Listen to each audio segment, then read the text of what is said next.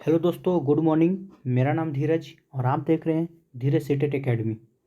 तो हम लोग अभी तक सेट 5 ख़त्म कर चुके हैं। आज का जो मॉडल सेट होने वाला है ये आपका 6 नंबर का होने वाला है। ऐसे ही कर करके हम लोग 7, 8, 9, 10 15 सेट तक करेंगे। तो उससे पहले आप लोग के लिए कुछ आवश्यक सूचना है कि अगर आप अभी अभी हमारे चैनल से जुड़े हैं तो कम से कम 2 मिनट तक इस वीडियो को ज़रूर देखिएगा। ठीक है, बहुत कुछ आप लोग को हम बताने जा रहे हैं। देखिए, सबसे पहली बात क्या है कि आज शाम 4 बजे, ठीक है, आज शाम 4 बजे, शाम में 4 बजे जो है देख लीजिए, बीपीएससी बिहार शिक्षक बहाली 2023 का हिस्ट्री क्लास 10th का, ठीक है, एससीईआरटी पर पूरा चैप्टर वाइज होगा। एससीईआरटी का पूरा चैप्टर वाइज 400 एमसीक्यू हम लाने वाले हैं आप लोग के लिए। ठीक है, ये एक मैराथन टाइप का वीडियो होगा। ये 10th क्लास का है। इससे पहले हम आपको 9th क्लास का वीडियो अपलोड कर दिया गया वीडियो यूट्यूब पे। आप जाकर वहाँ से प्ले लिस्ट पे उस वीडियो को देख सकते हैं। 9th हो गया, 10th आज आपको ख़त्म हो जाएगा। कल जो होगा, कल हम आप लोग के लिए 11th क्लास का ठीक चैप्टर वाइज, ठीक है, एक एक चैप्टर से कम 40 से 50 क्वेश्चन होता है। एक एक चैप्टर से हम आपको 40 से 50 क्वेश्चन करवाने वाले हैं, प्योर एकदम एससीईआरटी पैटर्न पे। एससीईआरटी से बाहर एक क्वेश्चन नहीं होगा। वो आपका एकदम पूरा का पूरा सिलेबस के अनुसार होगा। जो बुक आप 9, 10 में पढ़ते हैं, जो बुक सरकारी स्कूल में चलती है बिहार बोर्ड की, उसके ऊपर आधारित होगा। ठीक है, तो ये आज शाम में आपको 4 बजे मिलने वाला है। और एक बात, अगर आप सभी को इसका पीडीएफ चाहिए, जो 4 बजे अपलोड होगा वीडियो, उसका पीडीएफ चाहिए 10th क्लास का, देख लीजिए उसका पीडीएफ कैसा होगा। चलिए देखिए, ये जो पीडीएफ आप देख रहे हैं ये आपका 10th क्लास का हिस्ट्री है, प्योर एससीईआरटी पर आधारित है। ठीक है, अब आप जब एनसीईआरटी का भी बुक में देखिएगा, देखो तो हम यहाँ पे लिख चुके हैं ऑलरेडी। यहाँ पे लिखा हुआ है एनसीईआरटी, यानी कि ये जो है ना, ये चैप्टर आपको एनसीईआरटी में भी देखने को मिलेगा। ऐसा नहीं है कि सिर्फ एससीईआरटी में है। और हम आपको बार बार समझाते हैं, एनसीईआरटी एससीईआरटी अलग नहीं है, बस 3-4 चैप्टर ही अलग है। जैसे कि हो गया बिहार का इतिहास, हो गया बिहार का भूगोल, हो गया। तो आप जब दोनों पढ़िएगा तो सिर्फ 2-3 चैप्टर आपको अलग से पढ़ना पड़ेगा, बाकी सारा चीज़ सेम है। ठीक है, तो आज शाम 4 बजे इसका वीडियो आप लोग को आने वाला है। देखिए, अगर आप इसका पीडीएफ लेना चाहते हैं, ध्यान से देखिए इस पीडीएफ में क्या क्या है। पहला बात कि चैप्टर वाइज आपको कुछ पढ़ने के लिए मिल जाएगा। अगर आप इसको पीडीएफ लेते हैं तो पहले इसको पढ़िए। ठीक है, यानी कि यूरोप में राष्ट्रवाद उदय, ठीक है, इसको अगर हम पढ़ते हैं, इसको पढ़ने के बाद, ठीक है, जस्ट इसी का आपको नीचे एमसीक्यू मिलेगा। देखिए, जब आप इसके नीचे आइएगा, देखिए है ना, यूरोप में राष्ट्रवाद का, तो इसके नीचे क्या है, जस्ट उसी के नीचे आपका पूरा एमसीक्यू मिलेगा। ये पूरा का पूरा समझिए एक चैप्टर से, मात्र एक चैप्टर से। देखिए कितना प्रश्न दिया जा रहा है आपको। देखिए 51, 52, 53 हो गया। यानी कि देखिए एक चैप्टर से कितना प्रश्न हो गया, टोटल 53 प्रश्न। सोचिए आप एक एक चैप्टर से जब 50 गो प्रश्न सॉल्व कीजिएगा, तो आपको लगता है कि उस चैप्टर से अगर कोई भी प्रश्न पूछा जाएगा तो आपसे छूटने वाला है? कभी भी नहीं, कथे भी नहीं, एक क्वेश्चन आपसे नहीं छूटेगा। जब एक चैप्टर का पूरा निचोड़ 50 प्रश्न कर लेते हैं तो ऐसे ही कर करके फिर आप जब 2 चैप्टर पढ़िएगा ऊपर का, सबसे पहले क्या करना है कि आपको इसको पढ़ना होगा। ये नहीं कि डायरेक्ट आप उसी को बनाने चल जाइएगा। ठीक है, इसको पढ़ पढ़ के ये सब जब पढ़ लीजिएगा, जैसे भारत में राष्ट्रवाद, तो ठीक इसी का, ठीक है, इसी चैप्टर का आपको 40 से 50 प्रश्न देखने को मिलेगा एमसीक्यू में, जो क्या शाम में आपको 4 बजे वीडियो अपलोड कर दिया जाएगा। ठीक है, चलिए, तो ऐसे ही हम 9th क्लास का भी कर चुके हैं। अगर आपको इस सब का पीडीएफ चाहिए तो उसके लिए आपको दिए गए नंबर पे व्हाट्सएप कर सकते हैं। ठीक है, नंबर नोट कर लीजिए, 91 42 650 549। ठीक है, आप इस नंबर पे व्हाट्सएप भी कर सकते हैं, मैसेज भी कर सकते हैं। ठीक है, चलिए, यहाँ पे जाके आपको इस वीडियो का पीडीएफ मिल जाएगा, लेकिन अपलोड होने के बाद पीडीएफ मिलेगा। ठीक है, चलिए, तो अब हम चलते हैं, आपका ज़्यादा समय बर्बाद नहीं करना चाहेंगे, सेट की ओर। ठीक है, आइए, चलिए, तो आज का हम सेट शुरू करते हैं। थोड़ा सा आपको मात्र 1-2 पेज में, ठीक है, इसका फ़ोटो बढ़िया नहीं आया है, 1-2 पेज आपको थोड़ा दिक्कत होगा, लेकिन उसके बाद आपको देखिए पूरा क्लीन फ़ोटो भी मिलने वाला है। ठीक है, तो थोड़ा सा मैनेज कर लीजिएगा, कल से ऐसा नहीं होगा, आपको पूरा फ़ोटो अच्छा भेजा जाएगा। थोड़ा सा मोबाइल का प्रॉब्लम की वजह से नहीं हो पाया, तो 1-2 पेज आप मैनेज कीजिएगा। चलिए, हम वीडियो की शुरुआत करते हैं। अगर आप हमारे चैनल से अभी अभी जुड़े हैं तो लाल बटन दबा कर सब्सक्राइब कर लें और बेल आइकन ज़रूर बजाइएगा, क्योंकि अगर जब भी हम वीडियो अपलोड करें तो सबसे पहले मेरा वीडियो का नोटिफिकेशन आपके मोबाइल में ज़रूर आए। चलिए, अब टेलीग्राम से जुड़ने के लिए डिस्क्रिप्शन में हम लिंक दे देंगे, आप वहाँ से जाकर हमारे टेलीग्राम से जुड़ सकते हैं। ठीक है, सारा इन्फॉर्मेशन आपको टेलीग्राम पे दिया जाएगा। चलिए, तो आज का पहला प्रश्न क्या है, आइए देखते हैं। और थोड़ा सा हम हिस्ट्री को विस्तार से कर चलेंगे। ठीक है, इसके बाद आपका स्पीड बढ़ जाएगा, लेकिन हिस्ट्री तक हम थोड़ा आपको समझा समझा कर पढ़ाने वाले हैं, तो आप बकाइएगा नहीं। चलिए, पहला प्रश्न है आपका, किस क्रम में यूरोपीय लोग व्यापार करने हेतु भारत आए। ठीक है, तो जैसे यूरोपीय लोग जो थे वो किस किस क्रम में, सबसे पहले कौन आया, फिर कौन आया, फिर कौन आया, वो आपसे पूछा जा रहा है। तो सबसे पहले कौन आया था, तो याद रखिएगा इसका राइट आंसर क्या हो जाएगा। सबसे पहले आपका ऑप्शन नंबर ए यानी कि पुर्तगाली। ठीक है, सबसे पहले पुर्तगाल आए, फिर आपका डच आए, फिर अंग्रेज आए, फिर फ्रांसीसी आए। तो ये आपका क्रम हो गया सबसे पहले आने का।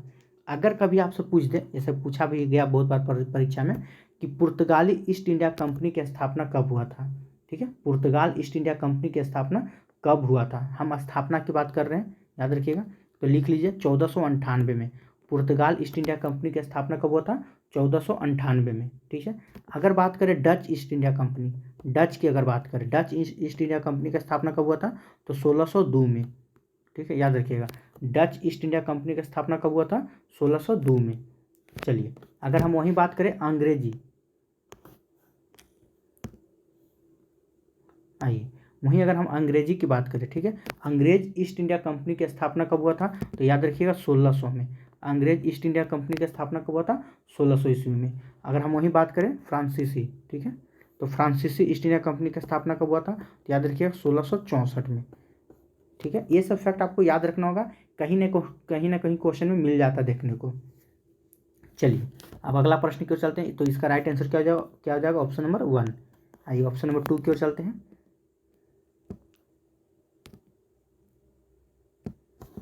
देखिए, ये इसमें क्या करना है कि आपको मिलान करना है।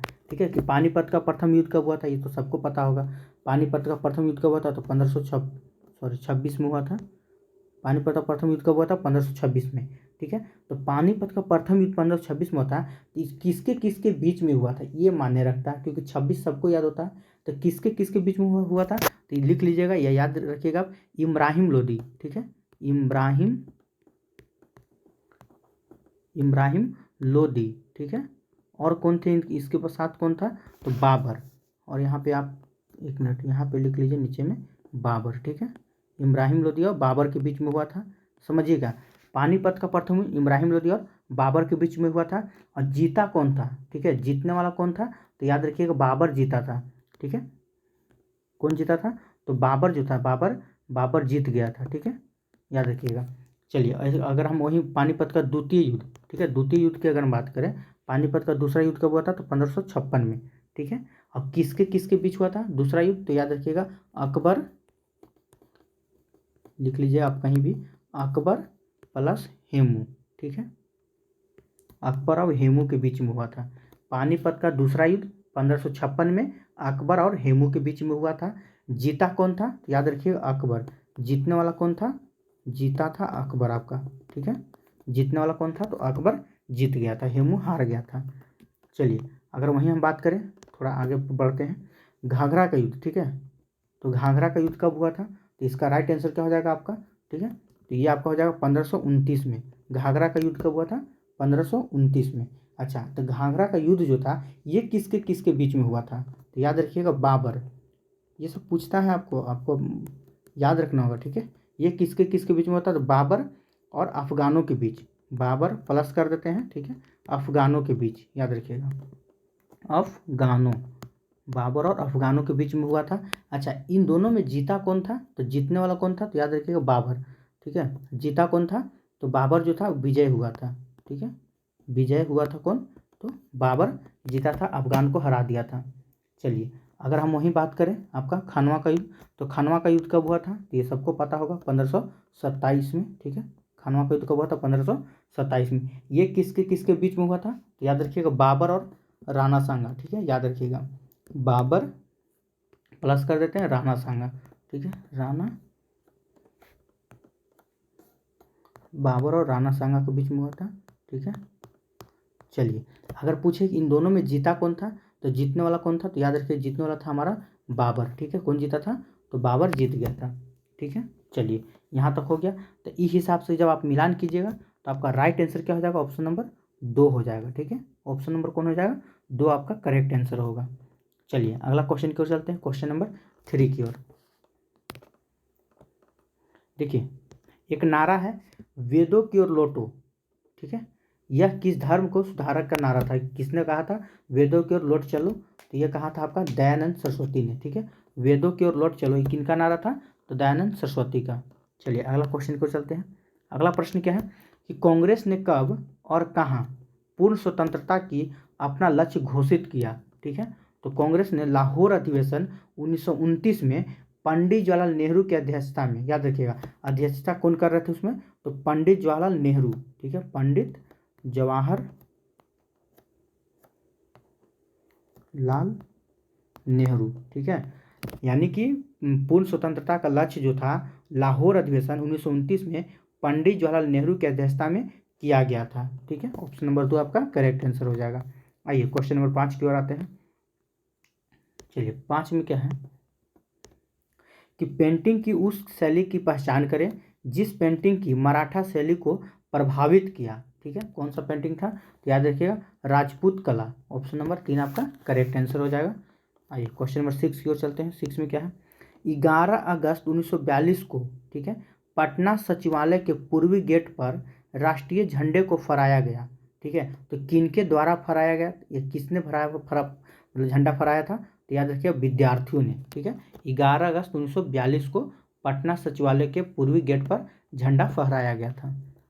चलिए क्वेश्चन नंबर 7 की ओर चलते हैं। 7 में क्या है, किस बौद्ध संगीत में बौद्ध धर्म की, ठीक है, हीनयान और महायान शाखाओं का उदय हुआ, तो कौन सा बौद्ध संगीत में हुआ था, तो याद रखिएगा ये हुआ था आपका चौथी बौद्ध संगीत में। ठीक है, ये आपका कौन सा बौद्ध संगीत में हुआ था, चौथी बौद्ध संगीत में। चलिए थोड़ा सा इसके बारे में विस्तार से बात करते हैं, अब बहुत इंपॉर्टेंट होगा आपके लिए भी।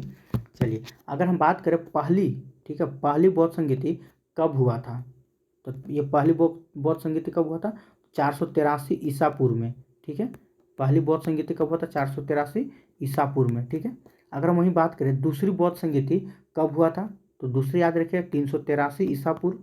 दूसरी कब हुआ था, तो 383 ईसा पूर्व में हुआ था।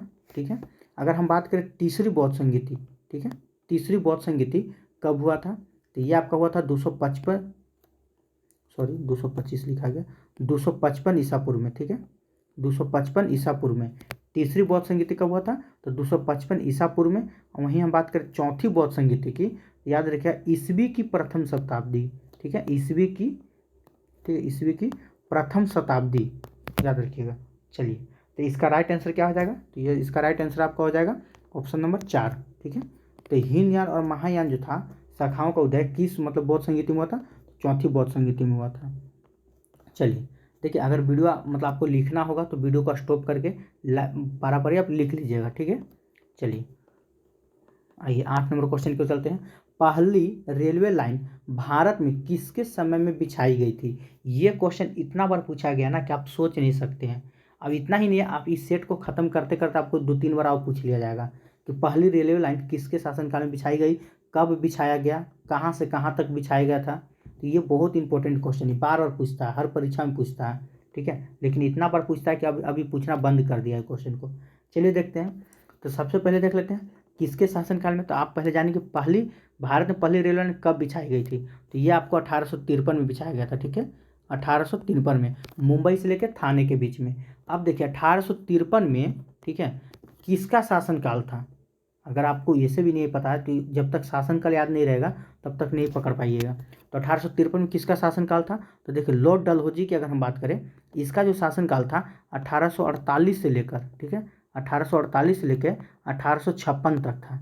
ठीक है, इसका शासनकाल था 1848 से लेकर 1856 तक।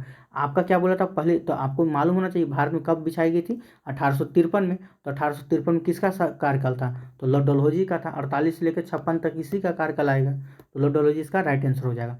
चलिए हम थोड़ा सा इसमें विस्तार की बात कर लें, लॉर्ड वेलेस्ली का शासनकाल कब से कब तक था। ठीक है, तो इसका आप शासनकाल लिख लीजिएगा, ये बहुत इंपॉर्टेंट होता है। आपसे हमेशा कब पूछ दिया जाएगा। तो क्वेश्चन कुछ भी बनाकर पूछा जा सकता है। अगर आपसे पूछ दे, देखिए इसके ऊपर हम एक क्वेश्चन बनाते हैं, किसके शासनकाल में सहायक संधि की शुरुआत की गई थी। ठीक है, तो सहायक संधि वेलजली के शासनकाल में हो जाएगा। चलिए लॉर्ड कैनिंग की अगर हम बात करें, ठीक है, लॉर्ड कैनिंग कब से कब तक था, तो ये हो जाएगा 1856 से लेके, ठीक है, 1856 से लेके 1862 तक। लॉर्ड कैनिंग का कार्यकाल कब से कब तक था, 1856 से लेकर 1862 तक। ठीक है, यहाँ तक आप नोट कर लिए। चलिए अगला एक लास्ट बचा लॉर्ड मेयो। तो लॉर्ड मेयो का देखिए यहाँ पे हम आपको लिख देते हैं, लिख लीजिए 1869 से लेकर 1869 से लेके, ठीक है, 1872 तक। देखिए इसी में पूछा जाता है, ठीक है, कि भारत में प्रथम जनगणना कब हुआ था। भारत में प्रथम जनगणना कब हुआ था, तो आपको पता होगा भारत में प्रथम जनगणना जो था वो आपका 1871 में हुआ था। कब हुआ था, 1871 में। ठीक है, प्रथम जनगणना। अब यही आपको प्रश्न बना देगा कि भारत में जब प्रथम जनगणना हुआ था तो उसमें किसका शासनकाल था। ठीक है, तो किसका शासनकाल हो जाएगा 1871 में, यानी कि लॉर्ड मेयो का शासनकाल था। चलिए अगला क्वेश्चन की ओर चलते हैं। सॉरी 1869 से लेके यहाँ पे 72 एक छूट गया, यहाँ पे 72 हो जाएगा। 1869 से लेकर 1872 तक लॉर्ड मेयो का शासनकाल था। चलिए अगला प्रश्न की ओर चलते हैं, क्वेश्चन नंबर 9। आइए, मुगल सम्राट में चित्रकला का पारखी कौन था। ठीक है, तो कौन हो जाएगा इसका राइट आंसर। चलिए इसका राइट आंसर क्या हो जाएगा, तो ये हो जाएगा आपका 9 का जहांगीर। ठीक है, कौन था, तो जहांगीर था। चलिए नेक्स्ट क्वेश्चन की ओर चलते हैं, क्वेश्चन नंबर 10। निम्नलिखित घटनाओं को, ठीक है, कालक्रम की दृष्टि से सजाइए एवं नीचे दिए गए कूट के आधार पर उपयुक्त उत्तर का चयन कीजिए। चलिए इसको पहले हम सजाते हैं। क्या है, तो भारतीय राष्ट्रीय कांग्रेस, तो इसकी स्थापना कब हुआ था, तो आपको याद रखना है बाई डेट। ठीक है, 28 दिसंबर 1885। ठीक है, 28 दिसंबर 1885 में।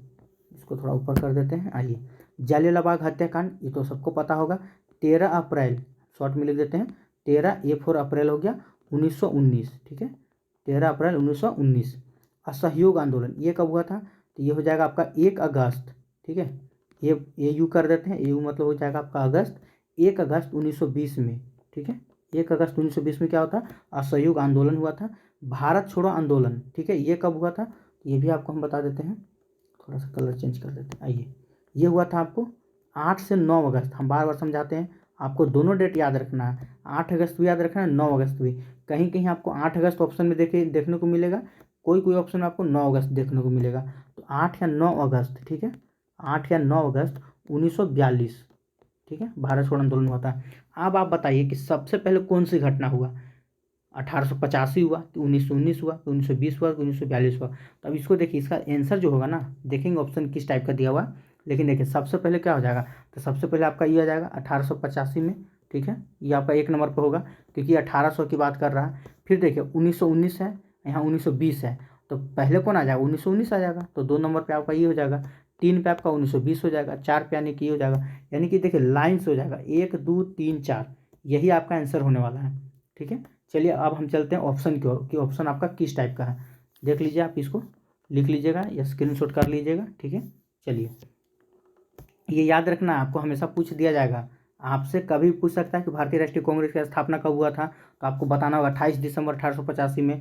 जालियांवाला बाग हत्याकांड कब हुआ था, 13 अप्रैल 1919 में। असहयोग आंदोलन कब हुआ था, 1 अगस्त 1919 में। भारत छोड़ो आंदोलन तो बहुत इंपॉर्टेंट है, ये हमेशा पूछता ही पूछता है, इसको एकदम VVI कर दीजिएगा। ठीक है, ये जो है ना भारत छोड़ो आंदोलन, ये एकदम VVI के होल स्क्वायर है, याद रखिएगा, ये बहुत बार पूछता है, आपसे पूछेगा ही पूछेगा। चलिए अगला क्वेश्चन बोलो, इसका ऑप्शन की ओर चलते हैं। ऑप्शन किस टाइप का है, चलिए देखते हैं क्या है। देखिए हम लोग का क्या आया था, 1 का 1, 2 का 2, 3 का 3, 4 का 4, ये सारा ऑप्शन इसमें फॉलो करता है। तो 10 का राइट आंसर क्या हो जाएगा, 11 नंबर। चलिए देखिए थोड़ा आपका टाइम हम ले रहे हैं, ठीक है, लेकिन आपको अच्छा से अच्छा हम नॉलेज देने की कोशिश कर रहे हैं। सिर्फ हिस्ट्री में ज्योग्राफी आएगा, इकोनॉमिक्स आएगा, पूरा फास्ट होगा, खाली आंसर बता के हम चले जाएंगे, लेकिन जब तक जो बता रहे उसको अच्छा से सुनिए, इसी से रिलेटेड क्वेश्चन आगे बनता है। ठीक है, अब बकाइए नहीं, आंसर तो हम बता ही देंगे आपको, आप खाली आंसर मिलाने के चक्कर में मत रहिए, थोड़ा सा एक्स्ट्रा नॉलेज होना ज़रूरी है। ठीक है, चलिए वही क्वेश्चन में हम आपको बताएंगे जो हमें इंपॉर्टेंट लगेगा। सारे ऑप्शन में हम सारे क्वेश्चन में डील नहीं करने वाले हैं, जो आपके लिए इंपॉर्टेंट है, हमें पता है, उसी के बारे में फैक्ट बताने वाले हैं। ठीक है, चलिए 11 नंबर क्वेश्चन को चलते हैं। प्राचीन भारतीय साहित्य एवं, ठीक है, यहाँ पे थोड़ा सा आपका अवधि हो गया है, साहित्य एवं महाकाव्य, यहाँ पे महाकाव्य लिखा हुआ था, ठीक है, महाकाव्यों में किस खेल का उल्लेख नहीं है, ठीक है। क्वेश्चन को फिर से पढ़ देते हैं। प्राचीन भारतीय साहित्य एवं महाकाव्यों में किस खेल का उल्लेख नहीं है, तो कौन सा खेल का उल्लेख नहीं किया गया है, तो याद रखिए। देखो प्राचीन भारत यानी प्राचीन में क्या, पासा यानी कि उस टाइप का खेलते थे लोग, जैसे शकुनी मामा जो होते थे इस टाइप का पासा फेंक फेंक के खेलते थे। शतरंज तो बहुत पुराना समझिए कि है ही खिलाड़ी। घोड़े की दौड़ और रथ ये सब, लेकिन मुक्केबाजी ये एकदम आप जल्दी में सुने होंगे, WWE हो गया या और भी ऐसे कुछ हो गया, बॉक्सिंग हो गया, मुक्केबाजी हो गया, ये आजकल की है, ठीक है। तो यही पूछा आपसे कौन नहीं है, तो आपका मुक्केबाजी नहीं होगा, बाकी सब प्राचीन खेल है, ठीक है। तो इसका राइट आंसर क्या हो जाएगा, मुक्केबाजी। चलिए अगला क्वेश्चन को चलते हैं। क्वेश्चन नंबर 12, आइए 12 में क्या है, किस किस किस मुख्य उद्देश्य से अशोक ने, ठीक है, अशोक ने, एक मिनट रुक जाइए, चलिए अशोक ने यहाँ पे अपनी लिखा हुआ है कि अपनी, ठीक है, प्रजा में धर्म का प्रचार किया, ठीक है, किस मुख्य उद्देश्य से अशोक ने अपनी प्रजा में धर्म की प्रचार किया, तो कौन सा था, तो इसका राइट आंसर क्या हो जाएगा, तो ये हो जाएगा ऑप्शन नंबर 4 आपका, ठीक है, अपनी प्रजा के नैतिक, ठीक है, नैतिक और आध्यात्मिक विकास हेतु। चलिए अगला क्वेश्चन की ओर चलते हैं, क्वेश्चन नंबर 5 को। थोड़ा सा इसमें फोटो बढ़िया नहीं आया, इसके लिए हम क्षमा चाहते हैं आप लोग से। उम्मीद कल से जो फोटो होगा पूरा क्लीन होगा, ठीक है, इसमें थोड़ा सा आप मैनेज कर लीजिए। चलिए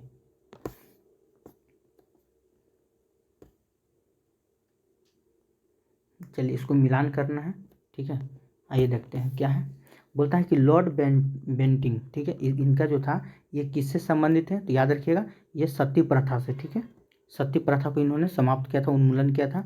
लॉर्ड डलहौजी, ठीक है, तो लॉर्ड डलहौजी कब से, अच्छा कार्यकाल भी हम बता देंगे, पहले इसको देख लेते हैं किसका किस में जाएगा, ठीक है, तो ये हो जाएगा आपका 4 में। लॉर्ड रिपन, ठीक है, तो रिपन क्या था, स्थानीय स्वतंत्रता, इसमें आ जाएगा आपका ऑप्शन नंबर 2 में।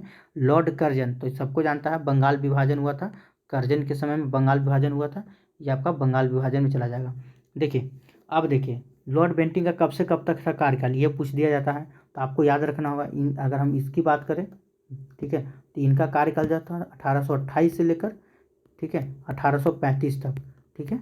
चलिए लॉर्ड डलहौजी का भी जस्ट हम आपको पीछे बताए हैं कार्यकाल 1848 से लेकर 1856 तक, ठीक है, इनका तो हम जस्ट पीछे बताए हैं। लॉर्ड रिपन, हाँ ये नहीं बताएं, इसको देख लीजिए।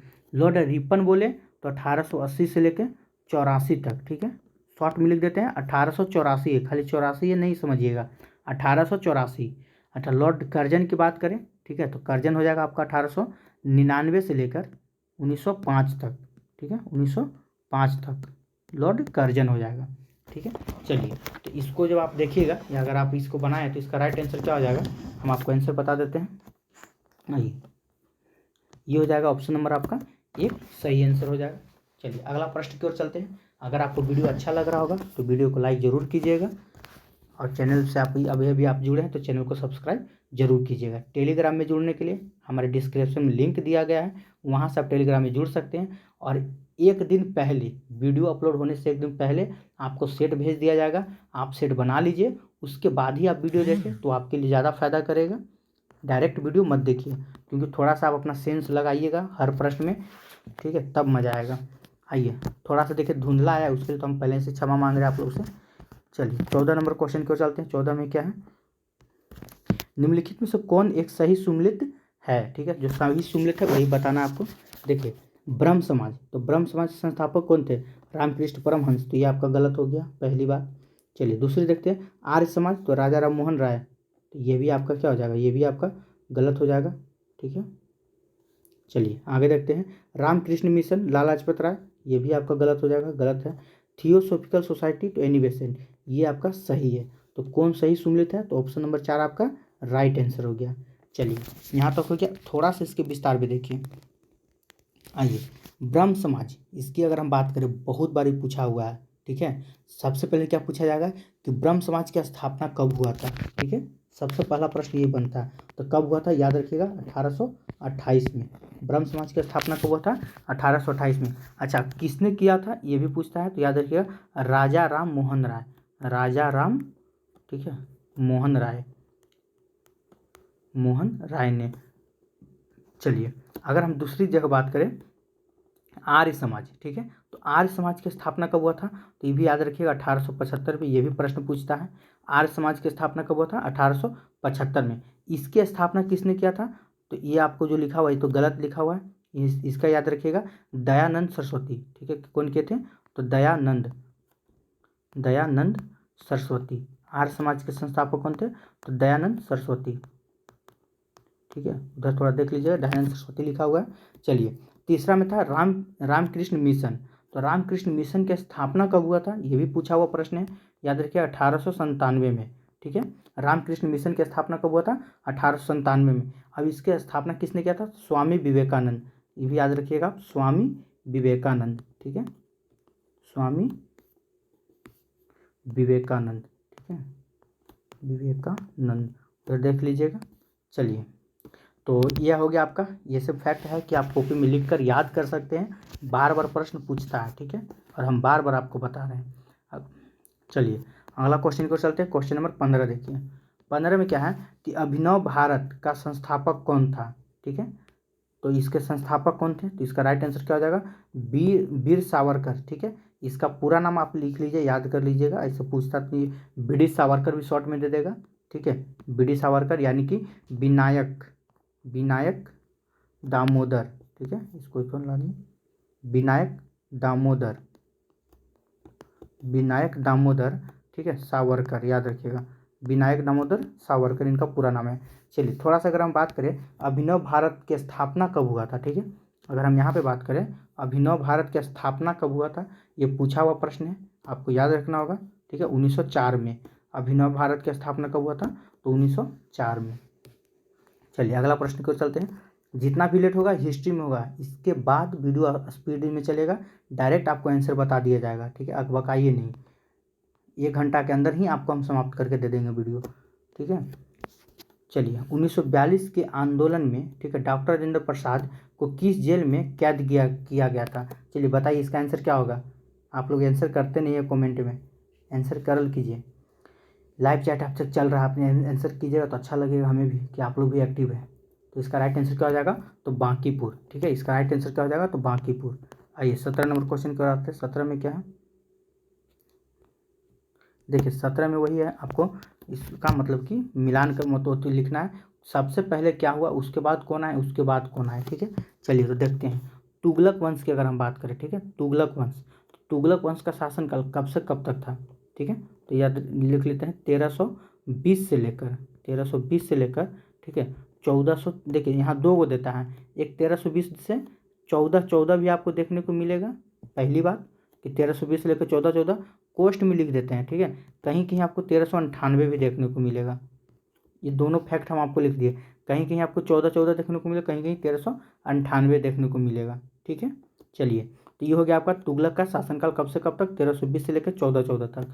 उसके बाद कौन आया, तो उसके बाद आपका सैयद वंश आया, इनका शासनकाल कब से कब तक, तो 1414 से लेके, ठीक है, 1451 तक, ठीक है। चलिए अब इसके बाद कौन आए थे, तो इसके बाद आपका लोधी वंश, ठीक है, 1451 से लेकर, नहीं सॉरी छूट गया, गुलाम वंश भी हो जाएगा, गुलाम वंश का पहले लिख देते हैं। चलिए फिर उसके बाद हम सजा देंगे, पहले कौन आए कौन नहीं। 1206 से लेकर 1290 तक किसका शासनकाल था, तो ये हो जाएगा गुलाम वंश का। और लोधी वंश की अगर हम बात करें तो 1451 से, ठीक है, 51 से लेकर 1526 तक, ठीक है, ये हो जाएगा आपका लोधी वंश। तो चलिए आप देखिए पहले इसको सजा लेते हैं, ठीक है। आइए तो सबसे पहले आपको क्या दिख रहा है, 13/12 कि 14/12 कि 12 कि 14, तो सबसे पहले कौन आएगा, 12, जो संख्या आपको दिख रहा है सबसे कम में 12 है, तो यानी 1206 से लेकर 1290 सबसे पहले आएगा, ठीक है, नहीं कि 3 नंबर आपका सबसे पहले हो जाएगा, यानी कि 3 नंबर आपका 1 नंबर पे रहेगा। उसके बाद कौन आएगा, 12 के बाद 13, यानी कि कौन आ जाएगा, तुगलक वंश, उसके बाद इसका हो जाएगा, तो यानी कि 3 के बाद 1 नंबर पहले हो जाएगा, क्या पहला पे हो जाएगा ई, दूसरा पे हो जाएगा ई। चलिए तीसरा पे कौन हो जाएगा, 1414 कि 1451, तो 1414 यानी कि 3 पे आ जाएगा सैयद वंश, यही ना। चलिए मिलान करते हैं, तो थोड़ा सा आपको यहाँ दिख रहा होगा, देखिए ध्यान से, ऑप्शन नंबर 2 इसका राइट आंसर है।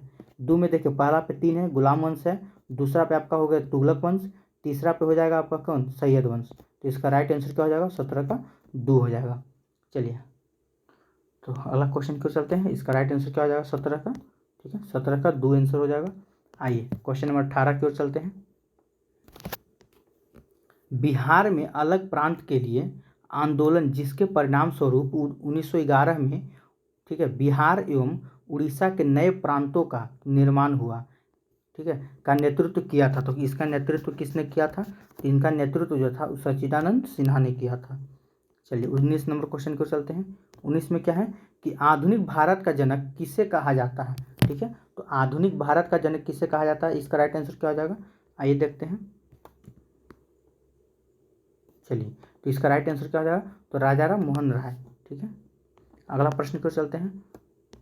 चलिए क्या है, निम्नलिखित में से, ठीक है, निम्नलिखित में से इंद्र को ऋग्वेद में किस नाम से पुकारा गया है, तो इंद्र को, ठीक है, ऋग्वेद में किस नाम से पुकारा गया है, तो इसका राइट आंसर क्या हो जाएगा 20 का, तो पुरंदर के नाम से पुकारा गया है। वैसे आप पढ़े होंगे, ठीक है, कि ऋग्वेद में इंद्र के लिए कितना सूक्त की बात किया गया है, तो याद रखिए 250, ठीक है, इंद्र के लिए 250। और अग्नि की अगर हम बात करें, अग्नि के लिए कितना, ठीक है, तो अग्नि के लिए 200, ठीक है, 200 सूक्तों की बात किया गया है। चलिए अगला क्वेश्चन को चलते हैं। क्वेश्चन नंबर 21 में क्या है, वह कौन सा मुस्लिम यात्री था जो विजयनगर के दरबार में आया था, तो वह कौन सा मुस्लिम यात्री था जो विजयनगर के दरबार में आया था, तो अब्दुल रज़्ज़क़ आया था, ठीक है। ऑप्शन नंबर आपका 21 का 4 राइट आंसर है।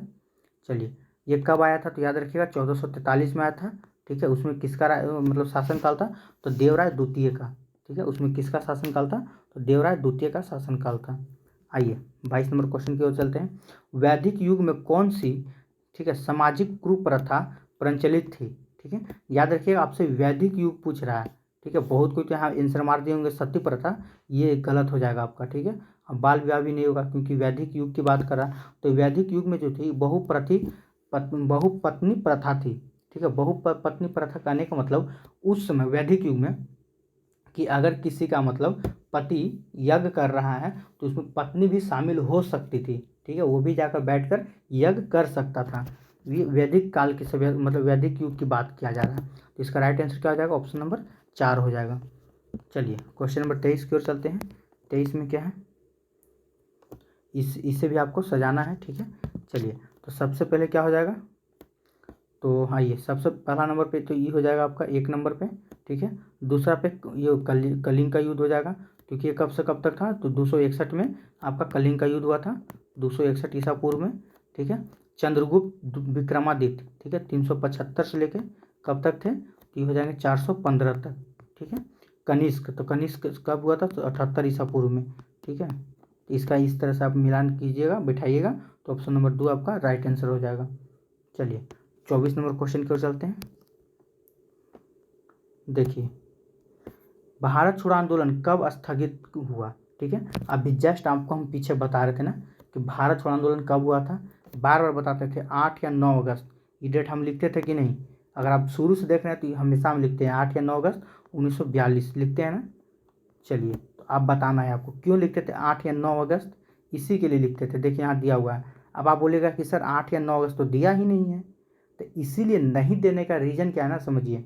अगर वो 8 देता तो आप लोग ऑब्जेक्शन लगाते, जब भी परीक्षा अगर होता तो कहीं कहीं 9 अगस्त पढ़े हैं आप, आप कहीं कहीं 8 अगस्त पढ़े हैं, ऑब्जेक्शन लगता, क्लेम लगता है इसके ऊपर कि नहीं आंसर कभी कभी 9 अगस्त हुआ है। इसी की वजह से ये 8 या 9 कुछ नहीं लिखता है, डायरेक्ट अगस्त लिख दिया है। लेकिन अभी भी आप कहीं ना कहीं देखिएगा तो 8 या 9 अगस्त आपको मिलेगा देखने को, ठीक है। तो इसलिए आप याद रखिए 8 या 9 अगस्त।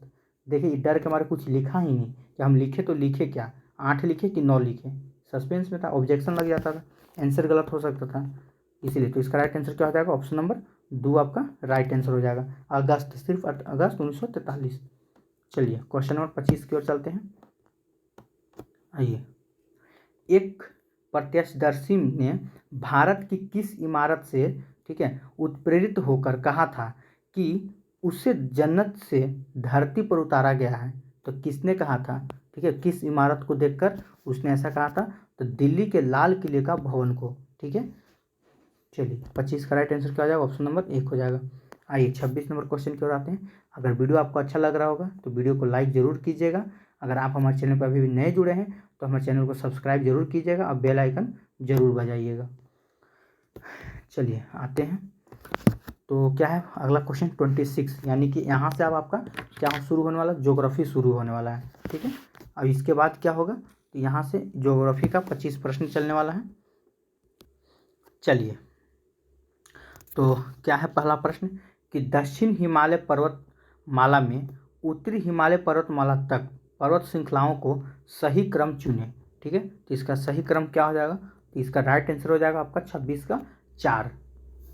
चलिए अगला प्रश्न क्यों चलते हैं, क्वेश्चन नंबर 27 कि भारतीय सर्वेक्षण विभाग ने, ठीक है, 1 से 5, 1 मिनट, यहाँ से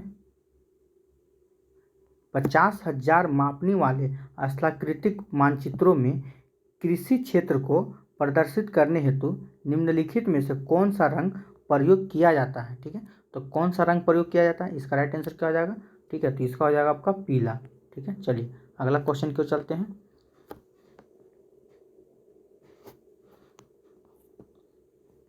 चलिए क्वेश्चन नंबर 28 नंबर क्वेश्चन देखते हैं। 28 का क्या हो जाएगा, आइए देखिए, एक तरफ आपका जनजाति लिखा हुआ है, एक तरफ आपका राज्य लिखा हुआ है, मतलब कुकी जनजाति किस राज्य के हैं। ठीक है, ऐसे आपको मिलान करना है। चलिए मिलान करते हैं। कुकी जनजाति किस राज्य के, तो ये हो जाएगा आपका मणिपुर। ठीक है, कुकी जनजाति किस राज्य का है, तो मणिपुर। अच्छा, मोपला तो आपको पता होगा, मोपला आपका केरल का हो जाएगा। डाफर आपको भी ये शायद पता होना चाहिए, डाफर आपका गुजरात का हो जाएगा। ठीक है, चलिए एक बचा आपका बकरवाल, तो ये हो जाएगा आपका जम्मू कश्मीर। चलिए तो इसका अब मिलान देख लेते हैं, एक का क्या आंसर है, एक का 3।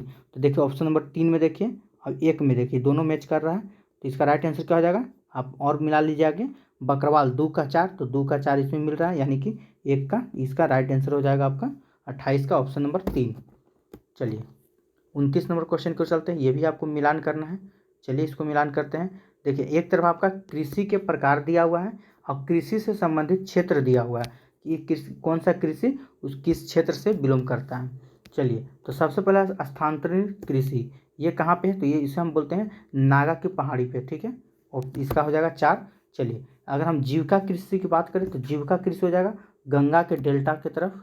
ठीक है, चलिए और वज्जी की अगर हम बात करें, वंजी की, तो ये हो जाएगा आपका अमेरिका का प्रियरी प्रदेश। ठीक है, अब एक लास्ट बचा रोपन, ये हो जाएगा आपका असम के बगान।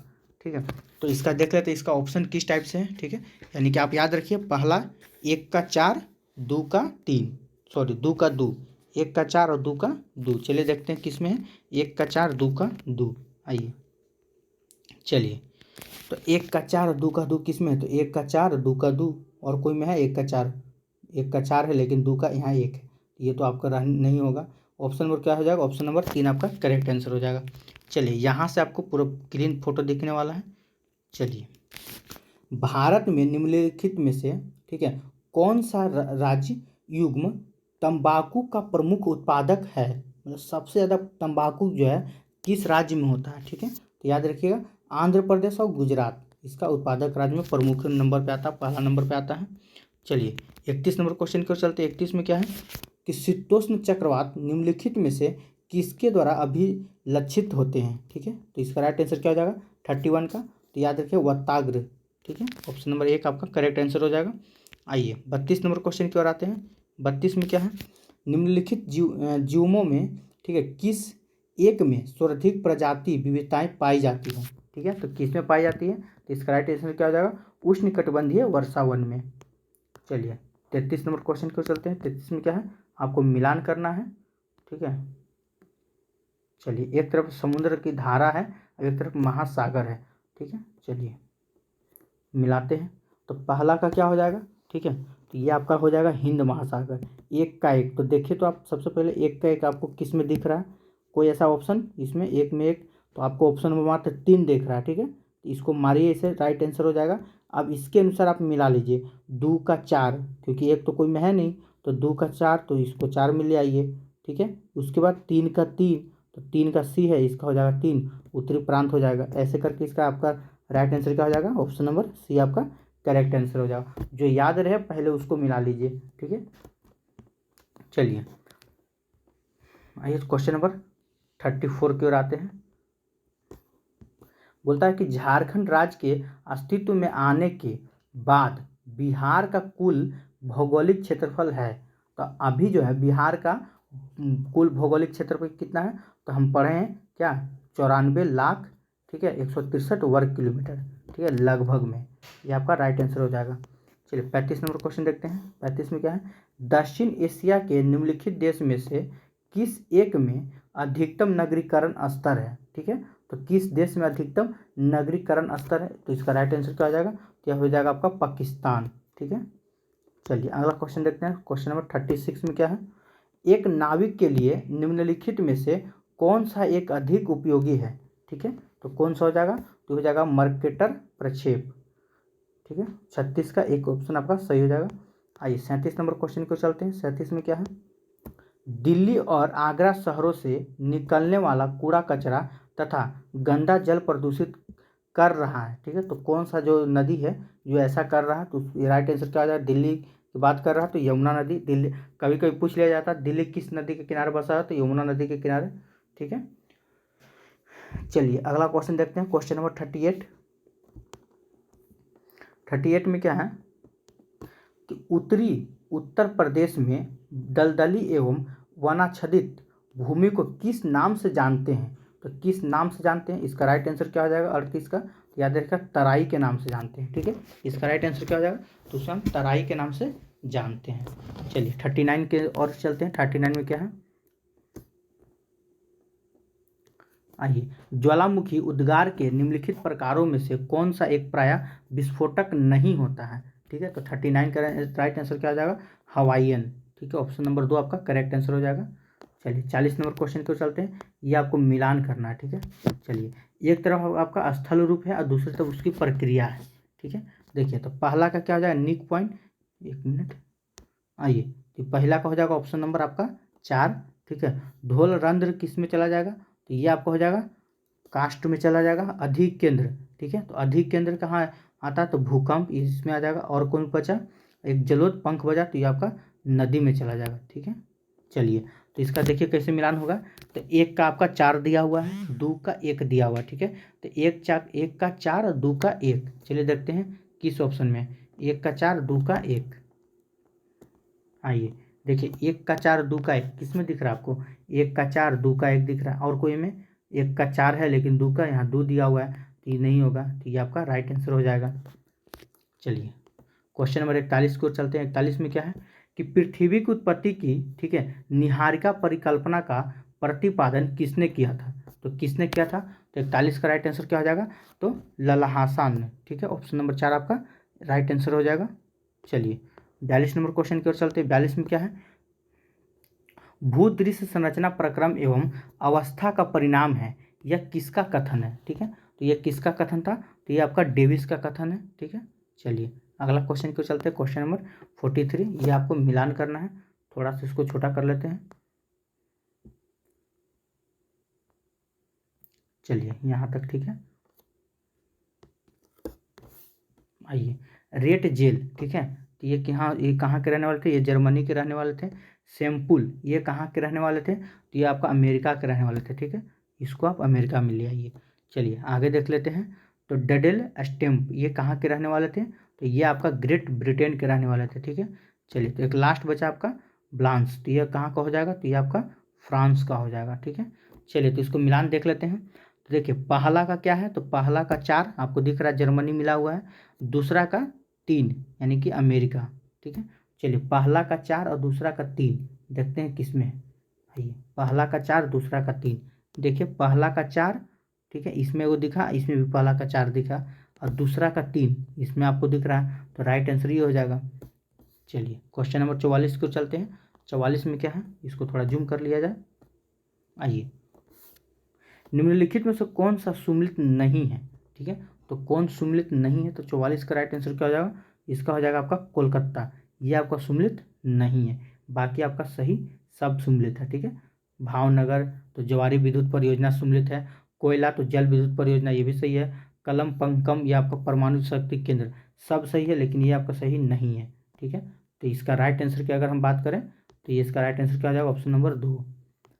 चलिए 45 नंबर क्वेश्चन की ओर आते हैं। कोपेन की जलवायु वर्गीकरण के अनुसार उत्तर बिहार की जलवायु किससे प्रदर्शित की जा सकती है। ठीक है, तो इसका राइट आंसर क्या हो जाएगा, ऑप्शन नंबर एक हो जाएगा, CWG से प्रदर्शित की जा सकती है। आइए 46 नंबर क्वेश्चन देखते हैं। बिहार के किस जिले में सबसे अधिक नहर संचित क्षेत्र है। ठीक है, तो किस जिले में है, इसका राइट आंसर क्या हो जाएगा 46 का। आइए तो 46 का राइट आंसर क्या हो जाएगा आपका, ऑप्शन नंबर, चलिए तो इसका हो जाएगा आपका राइट आंसर। देखिए इसका आपको दोनों रहता है, कहीं कहीं आपको रोहतास भी देखने को मिलेगा और कहीं कहीं आपको भोजपुर भी मिलेगा। अगर रोहतास की बात करें तो 80% समझिए कि रोहतास मतलब आंसर जाता है, और कहीं कहीं आपको भोजपुर भी देखने को मिलेगा। अभी दोनों में से आप समझ जाइएगा कि आंसर कौन होना चाहिए। चलिए तो एक बार फिर से बोलना चाहेंगे कि अभी तक आप हमारे वीडियो को लाइक नहीं किए हैं तो सबसे पहले वीडियो को लाइक करें। अगर आप हमारे चैनल पर नए जुड़े हुए हैं तो चैनल को सब्सक्राइब करें और बेल आइकन जरूर बजाइएगा। अगर टेलीग्राम में आप हमारे ग्रुप में जुड़ना चाहते हैं तो डिस्क्रिप्शन में टेलीग्राम का लिंक दिया हुआ है, आप वहाँ से जाके टेलीग्राम में जुड़ सकते हैं। ठीक है, चलिए अगला क्वेश्चन की ओर चलते हैं, क्वेश्चन नंबर 47। चलिए तो 47 को थोड़ा जूम कर लेते हैं, चारों ऑप्शन आना चाहिए ना, ये तो बहुत बड़ा क्वेश्चन है। इतना छोटा में आपको दिखेगा। चलिए देखते हैं, थोड़ा सा बड़ा क्वेश्चन है ये 47 का। बोल रहा है कि दक्षिणी दोलन, ठीक है, कहते हैं, तो दक्षिणी दोलन किससे कहते हैं। ठीक है, तो आप सब पढ़ लीजिएगा, इसका राइट आंसर हो जाएगा ऑप्शन नंबर 3 आपका। ठीक है, चलिए अगला क्वेश्चन को चलते हैं, क्वेश्चन नंबर 48। चलिए इसको थोड़ा अच्छा से जूम कर लेते हैं, ये रहा। आइए, सर क्रिक विवाद है, तो सर क्रिक विवाद किन दो देशों के बीच में है। ठीक है, तो ये आपका हो जाएगा भारत और पाकिस्तान के बीच, ऑप्शन नंबर 4 आपका राइट आंसर हो जाएगा। चलिए 49 नंबर क्वेश्चन को चलते हैं। देखिए संयुक्त राज्य अमेरिका का कौन सा औद्योगिक प्रदेश, ठीक है, मिशिगन झील के दक्षिण में स्थित है। ठीक है, तो कौन सा हो जाएगा 49 का, तो इसका राइट आंसर हो जाएगा ऑप्शन नंबर 2। ठीक है, शिकागो गैरी प्रदेश। चलिए 50 नंबर क्वेश्चन का, ये इस प्रकार से ज्योग्राफी का लास्ट क्वेश्चन है। आप फिर हम लोग अर्थव्यवस्था शुरू करने वाले इकोनॉमिक्स। पृथ्वी की अपने कक्ष में सूर्य से निकटतम दूरी को कहते हैं। ठीक है, तो सूर्य से निकटतम दूरी को क्या कहते हैं, 50 का राइट आंसर क्या हो जाएगा, तो अपसोर कहते हैं। ठीक है, ये भी प्रश्न आपका परीक्षा में बहुत बार पूछा गया है। ठीक है, इसको आप VVI कर लीजिएगा, क्योंकि अपसोर और उपसोर इसमें बहुत कन्फ्यूजन होता है। चलिए तो इस प्रकार हम लोग ज्योग्राफी खत्म कर चुके हैं, अब आते हैं इकोनॉमिक्स। ठीक है, यानी कि अर्थव्यवस्था में। चलिए तो पहला प्रश्न क्या है, देखिए किस बाजार में, ठीक है, एक ही विक्रेता और बहुत से क्रेता हैं तो उसे क्या कहते हैं। मतलब किसी बाजार में, जिस बाजार में एक विक्रेता हो और बहुत से क्रेता हो तो उसे हम किस नाम कहेंगे, तो एकाधिकार कहेंगे। ठीक है, ऑप्शन नंबर आपका 1 सही है। चलिए 52 नंबर क्वेश्चन की ओर आते हैं। 52 नंबर प्रश्न क्या है,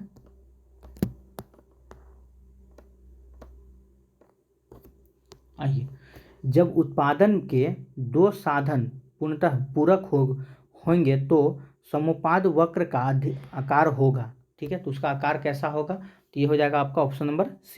ठीक है, समकोणीय आकार का होगा। चलिए क्वेश्चन नंबर 53 की ओर आते हैं। 53 में थोड़ा सा देख लीजिएगा। ठीक है, 53 का राइट आंसर क्या हो जाएगा, ये हो जाएगा ऑप्शन नंबर 3 आपका। चलिए 54 नंबर क्वेश्चन की ओर आते हैं। 54 में क्या है, आइए, जैसे जैसे अर्थव्यवस्था विकसित होती है राष्ट्रीय आय में तृतीय क्षेत्र का अंश क्या होता है, बढ़ता है कि घटता है। तो जैसे जैसे आप यहाँ बात देखिए, जैसे जैसे अर्थव्यवस्था विकसित हो रहा है, जब अर्थव्यवस्था अगर बढ़ रहा है, विकसित हो रहा है, तो राष्ट्रीय आय भी आपका बढ़ेगा। जब व्यवस्था ही बढ़ रहा तो राष्ट्रीय आय क्या होगा, ये भी आपका बढ़ेगा, यानी कि बढ़ता जाता है। चलिए 55 नंबर क्वेश्चन की ओर आते हैं। 55 में क्या है, खुले बाजार की प्रक्रिया निम्नलिखित में से किस नीति का अंग है। ठीक है, तो किस नीति का अंग है, इसका राइट आंसर क्या हो जाएगा 55 का, तो खास नीति। ठीक है, ऑप्शन नंबर B आपका करेक्ट आंसर हो जाएगा। चलिए 56 नंबर क्वेश्चन को चलते हैं। 56 में क्या है, निम्नलिखित में से कौन राजकोषीय नीति का उद्देश्य नहीं है। तो कौन राजकोषीय उद्देश्य का नहीं है, मतलब देख लेते हैं। 56 का राइट आंसर क्या हो जाएगा, ये हो जाएगा ऑप्शन नंबर आपका, 1 मिनट, आइए 4 ऑप्शन सही हो जाएगा, वित्तीय संस्था का निगमन। ठीक है, तो ये क्या है, तो ये आपका नहीं है, ठीक है। चलिए 57 नंबर क्वेश्चन को चलते हैं कि छिपी हुई बेरोजगारी से आस्य है, ठीक है। तो क्या आस्य है, चलिए, तो इसका राइट आंसर क्या हो जाएगा, चलिए देखते हैं। आपका ये आपका नहीं होगा, ठीक है, 2 भी आपका नहीं है। आइए 3 4 देखते हैं, 3 में क्या है, देखिए, श्रमिक की सीमांत स्थिर हो, ठीक है, ये भी आपका नहीं है। श्रमिक की सीमांत उत्पादकता शून्य हो, ये आपका राइट आंसर हो जाएगा, ठीक है। चलिए 58 नंबर क्वेश्चन को चलते हैं। 58 में क्या है, चलिए, कुटीर ज्योति योजना, ठीक है, 1 मिनट, कुटीर ज्योति योजना, ठीक है, से निम्नलिखित में से कौन सा कार्य संबंधित है, ठीक है। तो कौन सा कार्य संबंधित है, तो इसका राइट आंसर क्या हो जाएगा, ऑप्शन नंबर 2, ग्रामीण बेरोजगार युवकों को, ठीक है, रोजगार दिलाना, ठीक है। चलिए 59 नंबर क्वेश्चन की ओर आते हैं। 59 में क्या है कि पूर्ण प्रतियोगिता की तुलना में एकाधिकारिक प्रतियोगिता के संबंध में सही क्या है, ठीक है। तो सही क्या है, तो इसका राइट आंसर क्या हो जाएगा, तो देखिए ऑप्शन नंबर 2 को आप देखिए, अधिक कीमत कम उत्पादन, ये आपका राइट आंसर हो जाएगा। चलिए 60 नंबर क्वेश्चन को चलते हैं। 60 में क्या है कि तरलता जाल का वह स्थिति है जिसमें तरलता अधिमान वक्र, ठीक है। तो इसका राइट आंसर क्या हो जाएगा, तो ऑप्शन नंबर 1, ठीक है, कि एक्स अक्ष के समांतर हो जाता है, ठीक है। चलिए अगला क्वेश्चन को चलते हैं। राजनीतिक शास्त्र के बारे में देखते हैं क्या है। चलिए शुरू करते हैं। आइए, यहाँ से आपका पॉलिटी शुरू होने वाला है, ठीक है। यहाँ से हम लोग पॉलिटी का 20 प्रश्न देखेंगे, ठीक है। देखिए पहला प्रश्न क्या बोलता है कि राजनीतिक कानून का संबंध है, ठीक है। तो राजनीतिक कानून का संबंध किससे है, तो इसका राइट आंसर क्या हो जाएगा, व्यक्ति के, ठीक है, बाहरी आचार व्यवहार से, ठीक है। ऑप्शन नंबर 1 आपका राइट आंसर हो जाएगा। चलिए क्वेश्चन नंबर 2 की ओर चलते हैं। 2 में क्या है कि शक्ति विभाजन के सिद्धांत को, ठीक है, विस्तार पूर्वक उपस्थित कर उसे राजनीतिक विज्ञान का मौलिक सिद्धांत बना देने का श्रेय किस राजनीतिक विचारक को जाता है, ठीक है। तो किसको जाता है, तो मॉन्टेस्क्यू को जाता है, ठीक है। ऑप्शन नंबर आपका 3 करेक्ट आंसर हो जाएगा। चलिए क्वेश्चन नंबर 63 की ओर चलते हैं, ठीक है। अगर वीडियो आपको अच्छा लग रहा होगा तो वीडियो को लाइक ज़रूर कीजिएगा। अगर आप हमारे चैनल पर नए जुड़े हैं तो चैनल को सब्सक्राइब जरूर कीजिएगा और बेल आइकन जरूर बजाइएगा, ठीक है। चलिए, तो आज शाम 4 बजे, ठीक है, याद रखिए, आज शाम 4 बजे, ठीक है, आप सभी को ऑनलाइन आ जाना है, ठीक है। नोटिफिकेशन जाएगा 5 मिनट पहले ही हम आपको भेज देंगे। फ्री रहिएगा। 10th क्लास हिस्ट्री का 10th क्लास, ठीक है, हिस्ट्री का 10th क्लास हम लोग ख़त्म करने वाले हैं एक ही वीडियो में, ठीक है। एक वीडियो में आपका पूरा हिस्ट्री का 10th क्लास ख़त्म हो जाएगा। 9th ख़त्म कर चुके हैं, 10th ख़त्म हो जाएगा। आने वाले समय में 11th और 12th भी हम ख़त्म करेंगे, ठीक है। बस वीडियो पर बने रहें। चलिए 63 नंबर क्वेश्चन की ओर चलते हैं। क्या है, लोकप्रिय संप्रभुता की अवधारणा का सूत्रधार कौन था, बताइए। इसका आंसर क्या हो जाएगा, 63 का ये हो जाएगा रूसो, ठीक है। चलिए क्वेश्चन नंबर 64 की ओर चलते हैं। चलिए कि जिसका क्या बोलता है, उस विकल्प का चयन करें जिसका भारतीय संविधान के अनुच्छेद 51 में उल्लेख नहीं है, ठीक है। तो भारतीय संविधान के अनुच्छेद 51 में उल्लेख नहीं है, तो किसका नहीं है, तो देखिए आप ऑप्शन नंबर 3 को देखिए, मध्य स्थिरता और अंतर्राष्ट्रीय विवादों के निपटारे को हतोत्साहित करना, ठीक है। तो हतोत्साहित नहीं, प्रोत्साहित होता तो एक बात होता, सोचते हैं हम सीटेट के जैसे, ठीक है। आप सब सीटेट तो दिए ही होंगे, बहुत लोग होंगे जो नहीं, अगर सीटेट दिए हैं तो हतोत्साहित से आप समझ गए होंगे, ठीक है। ये कैसा वर्ड है, टैग वर्ड में आता है, ठीक है, निगेटिव है कि पॉजिटिव है। चलिए अगला क्वेश्चन को चलते हैं, क्वेश्चन नंबर 65। चलिए, भारतीय संविधान के लिए, ठीक है, मसविदा तैयार करने वाली समिति का अध्यक्ष कौन था, ठीक है। तो इसका राइट आंसर क्या हो जाएगा 65 का, ये हो जाएगा आपका option number D, doctor B R Ambedkar, ठीक है, डॉक्टर बी आर अम्बेडकर हो जाएगा आपका राइट आंसर। चलिए 54 मिनट का हुआ है। चलिए देखते हैं क्या है, भारत के राष्ट्रपति की, 1 मिनट, आइए, भारत के राष्ट्रपति की आपातकालीन शक्तियाँ निम्नलिखित में से किस देश की देन है? ठीक है, तो किस देश की देन है? तो 66 का क्या हो जाएगा? तो जर्मनी के संविधान की। ठीक है, याद रखिएगा कि भारत में राष्ट्रपति की आपातकालीन शक्ति जो है, ठीक है, किस देश से लिया गया है? तो ये जर्मनी से। या ऐसे पूछ दिया जाता है कभी कभी, आपातकाल का संबंध किस देश से है? किस देश से लिया गया? तो जर्मनी से। चलिए 67 नंबर क्वेश्चन पर चलते हैं।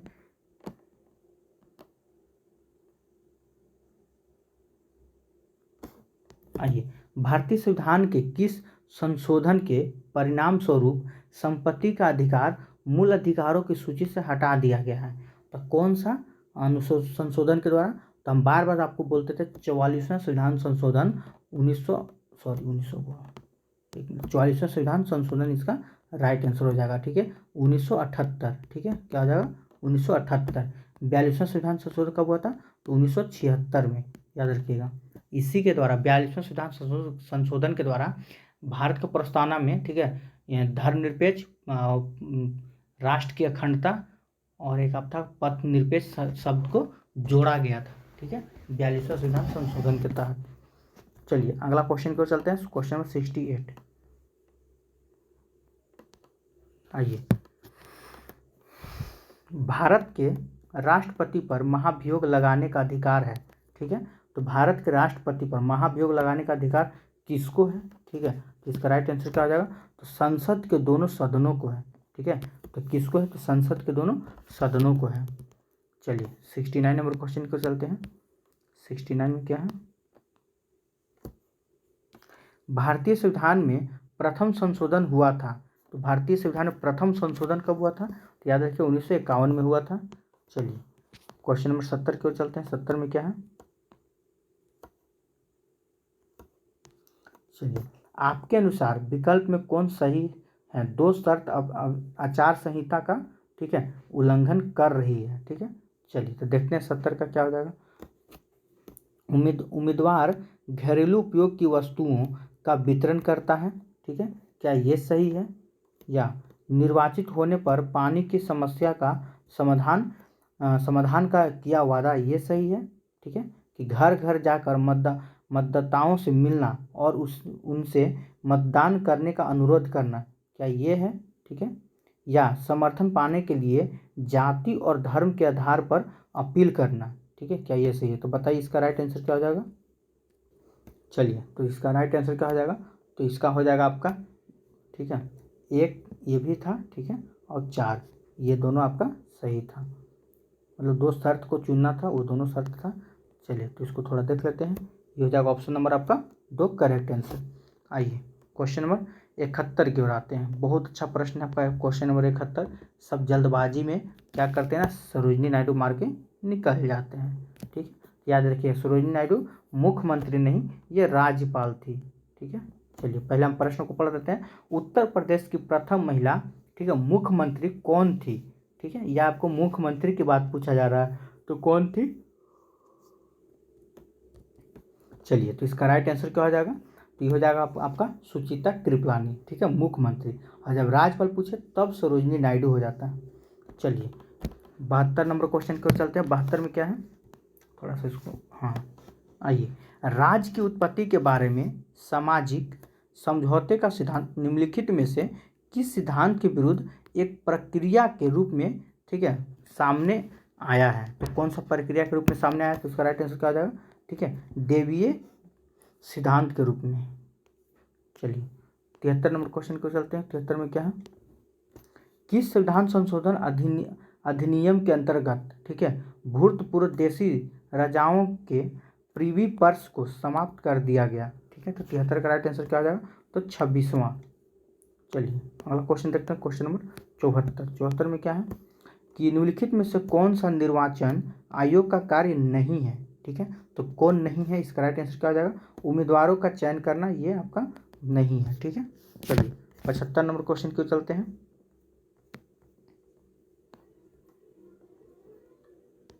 आइए, राजनीति विज्ञान का आरंभ तथा, ठीक है, अंत राज्य के साथ होता है, यह परिभाषा किसकी है?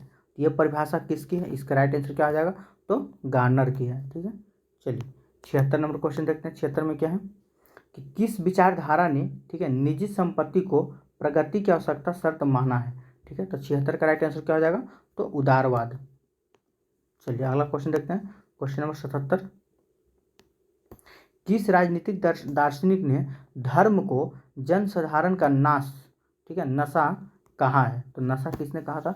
77 का राइट आंसर क्या हो जाएगा, तो ये आपका हो जाएगा कार्ल मार्क्स। ठीक है, चलिए 78 नंबर क्वेश्चन देखते हैं। 78 में क्या है, निम्नलिखित में से किस संवैधानिक संशोधन अधिनियम के द्वारा सिक्किम को भारतीय राज्य प्रणाली का अभिन्न अंग स्वीकार किया गया है। ठीक है, तो कौन सा हो जाएगा 78 का राइट आंसर, तो ये हो जाएगा 36वां। ये क्वेश्चन ना बीपीएससी, विश्वास नहीं कीजिएगा, ये प्रश्न बीपीएससी 69 का पीटी में पूछा हुआ है। ठीक है, जस्ट यही प्रश्न बीपीएससी 69 जो अभी 1 महीना पहले एग्जाम हुआ था, 1 महीना नहीं हो रहा है, पीटी में पूछा हुआ ये प्रश्न है। ठीक है, चलिए अगला क्वेश्चन की ओर चलते हैं, क्वेश्चन नंबर 79 की ओर।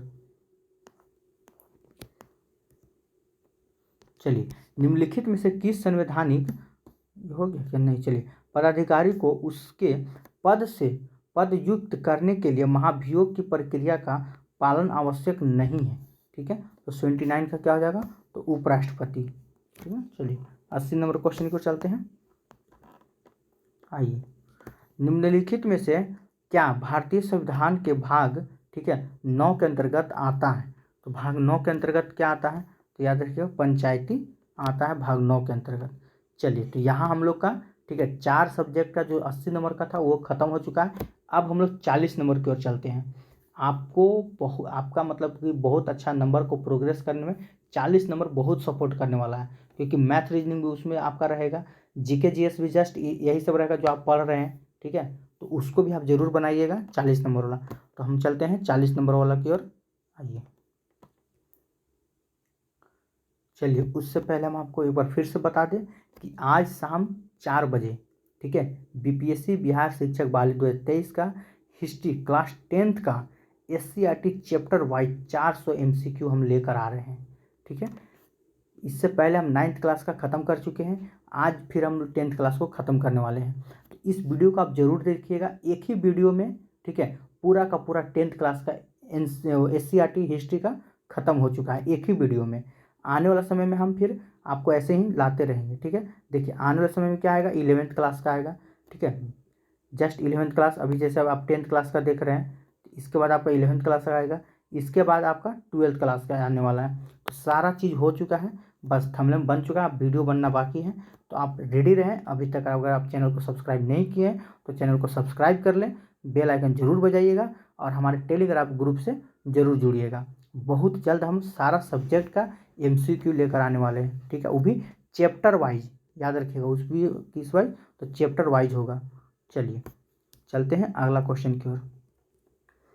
चलिए, तो अब हम लोग 40 नंबर को सॉल्व करने वाले हैं। ठीक है, चलिए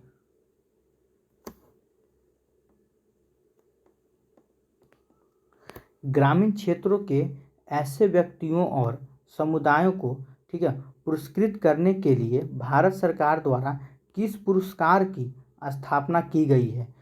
ठीक है, जिन्होंने वन्य जीवन के संरक्षण में, ठीक है, असाधारण साहस एवं समर्पण का प्रदर्शन किया। ठीक है, तो इसका राइट आंसर क्या हो जाएगा 81 का, तो याद रखिएगा अमृता देवी एवं बिश्नोई पुरस्कार। ठीक है, 81 का 3 नंबर क्वेश्चन, 3 ऑप्शन आपका सही है। चलिए क्वेश्चन नंबर 82 की ओर चलते हैं। 82 में क्या है, रुद्रेश्वर मंदिर या, ठीक है, बेई स्थल भाल गुंडी हजारों खंभों वाला मंदिर रुद्रदेव द्वारा बनाया गया। ठीक है, तो रुद्रदेव का संबंध किस राजवंश से है। ये बहुत अच्छा क्वेश्चन है कि रुद्रदेव का संबंध जो है किस राजवंश से है। तो इसका राइट आंसर क्या हो जाएगा, काकतीय राजवंश। ठीक है, अच्छा, अब काकतीय राजवंश का, ठीक है, संस्थापक कौन थे। काकतीय राजवंश का संस्थापक अगर पूछे तो बीटा प्रथम। ठीक है, याद रखिएगा, काकतीय राजवंश का संस्थापक कौन थे, तो बीटा प्रथम थे। चलिए क्वेश्चन नंबर 83 को चलते हैं। आइए, किस नवरत्न, ठीक है, सॉरी, किस नवनतन कंपनी को मान्यता, सॉरी क्या हो गया यार, एक मिनट, किस नवनतन कंपनी को सामान्यतः, ठीक है, विजाग स्टील के नाम से जाना जाता है? तो किसे जाना जाता है? तो 83 का राइट आंसर क्या हो जाएगा?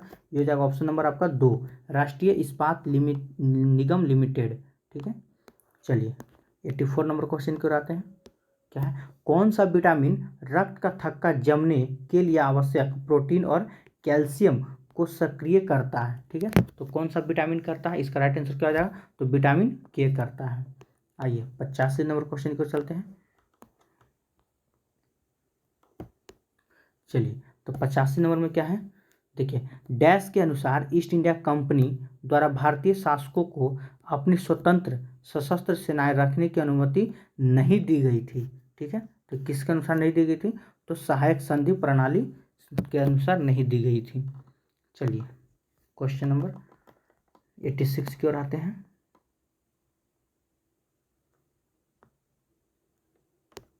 चलिए, निम्नलिखित में से कौन सा विकल्प भारत के इतिहास का सही कालानुक्रम को सजाता है? ठीक है, दर्शाता है।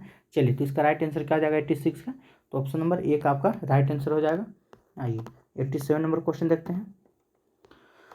डैश पर्वतमाला, ठीक है, व्यवहारिक रूप से उत्तर और दक्षिण भारत के बीच की सीमा का निर्माण करती है। ठीक है, तो कौन सी पर्वतमाला करती है? तो विंध्य पर्वतमाला करती है। चलिए 88 नंबर क्वेश्चन की ओर चलते हैं। 88 में क्या है कि विश्व मरुस्थलीकरण एवं सूखा रोकथाम दिवस किस तिथि को मनाया जाता है? ठीक है, तो किस तिथि को मनाया जाता है? तो याद रखिएगा 17 जून को मनाया जाता है। आइए 89 नंबर क्वेश्चन की ओर चलते हैं। इनमें से कौन भारत के आर्थिक संरक्षण का प्रकाशन करता है? ठीक है, तो 89 का राइट आंसर क्या हो जाएगा? तो वित्त मंत्रालय करता है। चलिए 90 नंबर क्वेश्चन को चलते हैं। 90 में क्या है कि मोपला विद्रोह, ठीक है, किन वर्ष के दौरान हुआ था? तो याद रखिएगा मोपला विद्रोह जो था वो आपका 1921-22 के बीच में हुआ था। चलिए 91 नंबर क्वेश्चन प्रश्न देखते हैं।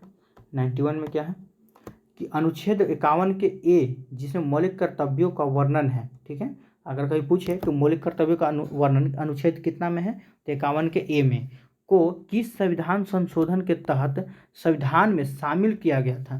ठीक है, तो यानी कि 51 के ए अनुच्छेद जो है मौलिक कर्तव्य को किस संविधान संशोधन के द्वारा इसको शामिल किया गया था? तो 42वां संविधान संशोधन 1976 के द्वारा, याद रखिएगा 1976 के द्वारा, और 44वां संविधान संशोधन तो 1978, याद रखिएगा। चलिए अगला देखते हैं क्या है 92। राज्यसभा सांसद के कार्यकाल की अवधि कितनी होती है? ठीक है, तो 92 का राइट आंसर क्या हो जाएगा? तो 6 वर्ष की। चलिए 93 नंबर क्वेश्चन देखते हैं। आइए, भारतीय मानक समय का निर्धारण 82.5 डिग्री पूर्वी देशांतर वाली याम्योत्तर रेखा को मानक याम्योत्तर मानकर किया जाता है। तो यह इनमें से किसके पास होकर गुजरती है? ठीक है, तो आप सब पढ़े होंगे इलाहाबाद के नैनी से होकर गुजरती है। कहीं कहीं आपको उत्तर प्रदेश के मिर्जापुर भी देखने को मिलेगा। ठीक है, चलिए 94 नंबर क्वेश्चन की ओर चलते हैं। महाराजा जयसिंह द्वितीय ने किस शहर में, ठीक है, जंतर मंतर का निर्माण नहीं करवाया? देखिए यहाँ आपसे पूछ रहा है नहीं करवाया। ठीक है, एक होता है ना कि करवाया था लेकिन नहीं, यहाँ पूछ रहा नहीं करवाया, तो याद रखिए इलाहाबाद में नहीं करवाया था। ठीक है, चलिए 95 नंबर क्वेश्चन की ओर चलते हैं। 95 में क्या है? कौन सा विद्युत उपकरण जूल के तापमान नियम पर आधारित नहीं है? ठीक है, तो कौन नहीं है? इसका राइट आंसर क्या हो जाएगा? ऑप्शन नंबर डी आपका। ठीक है, वैद्युत प्लग एवं स्विच नहीं है। चलिए 96 नंबर क्वेश्चन की ओर चलते हैं। देखिए ये आपका मैथ है। ठीक है, इसको आप बना लीजिएगा अच्छा से, तब मिलाइएगा। तो इसका राइट आंसर हम आपको बताते हैं ऑप्शन नंबर सी, यानी कि 3 आपका राइट आंसर हो जाएगा। चलिए क्वेश्चन नंबर 97 देख लेते हैं। इसका कौन सा हो जाएगा? ऑप्शन नंबर आपका सी। ठीक है, 2:11 हो जाएगा। चलिए 58 नंबर, इसका राइट आंसर क्या हो जाएगा? तो ऑप्शन नंबर 2 आपका राइट आंसर हो जाएगा। चलिए नेक्स्ट क्वेश्चन की ओर चलते हैं। क्वेश्चन नंबर 99, तो इसका राइट आंसर क्या हो जाएगा? आइए, तो 99 का हो जाएगा आपका ऑप्शन नंबर 3।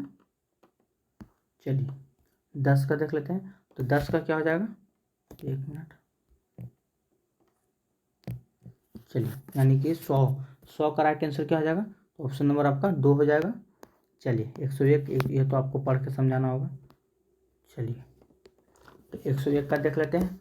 ये क्या है, आपसे पूछ रहा है कि कौन सा सही कथन नहीं है, तो कौन सही नहीं है, तो इसका आप देख लीजिए, इसका आंसर हो जाएगा आपका 101 का, ठीक है, ऑप्शन नंबर 2 आप देख लीजिए, ठीक है, सॉरी ऑप्शन नंबर 2 देख लीजिए आप, ये आपका सही नहीं है, ठीक है।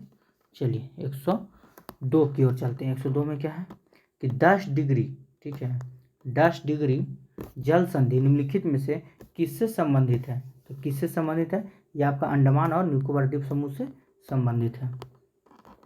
चलिए 103 नंबर क्वेश्चन देखते हैं, ठीक है, वर्ड्स ऑफ फ्रीडम, ठीक है, आइडियाज ऑफ ए नेशन के लेखक के, मतलब पुस्तक के लेखक कौन थे, तो इसका राइट आंसर क्या हो जाएगा, तो वल्लभ भाई पटेल, ठीक है।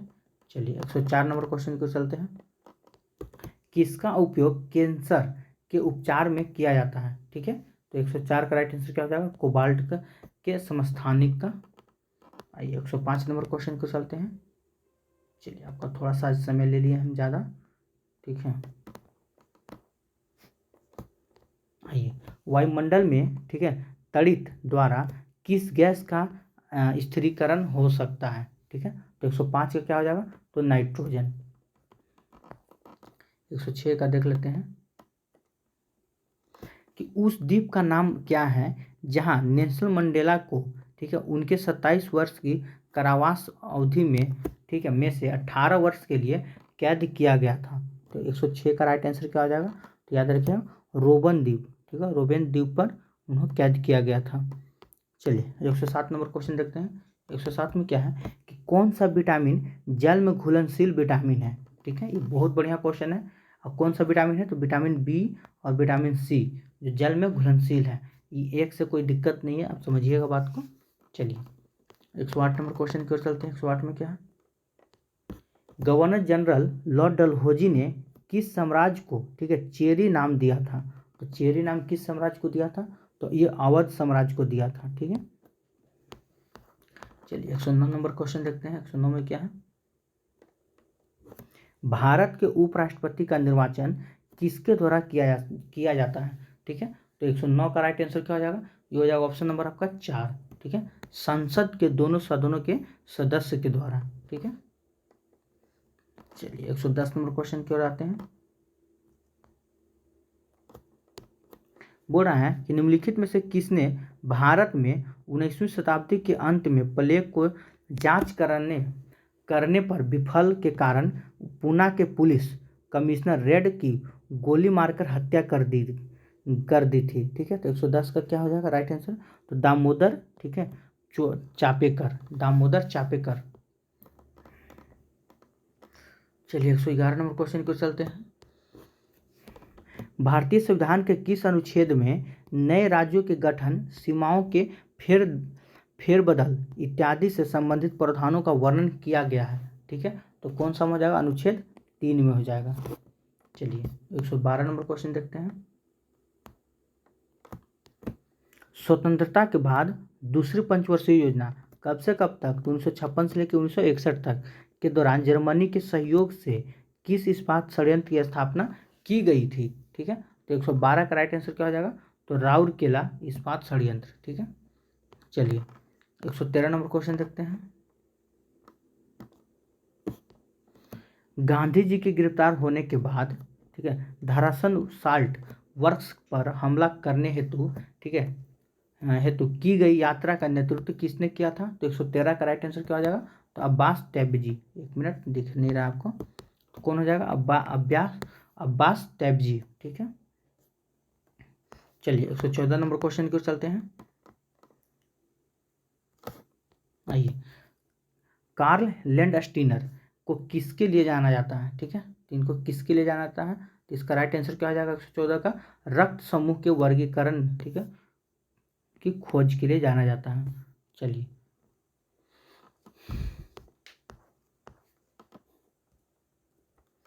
आइए 115 नंबर क्वेश्चन की ओर चलते हैं। 115 में क्या है कि भारत के किस वायसराय ने निर्वाचित स्थानीय सरकारी निकायों के सृजन की पहल की थी, ठीक है, तो 115 का क्या हो जाएगा, तो लॉर्ड रिपन ने। चलिए 116 नंबर क्वेश्चन को चलते हैं। तो 116 का राइट आंसर क्या हो जाएगा, तो ऑप्शन नंबर ए 90 रुपये। चलिए 117 का राइट आंसर क्या हो जाएगा, तो 120 लीटर।